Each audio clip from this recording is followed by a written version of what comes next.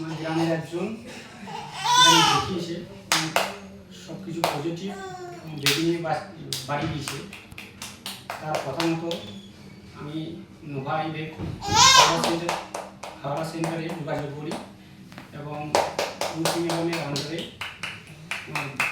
Baby আমার wife positive আসে এবং আজ আমি বেবি নিয়ে বাড়িতে আসি। আজ আমি এখানে দেখা করেছি। আমি একটা মেসেজ দিতে চাই যে আমি যেরকম আমার গ্রামের একজনের কথা শুনে এসেছি, আমার মতো যারা সমস্যায় ভুগছেন তারা নোভা আইভের হাওড়া সেন্টারে রুচি ম্যাডামের সাথে যোগাযোগ করতে পারেন নিশ্চয়ই।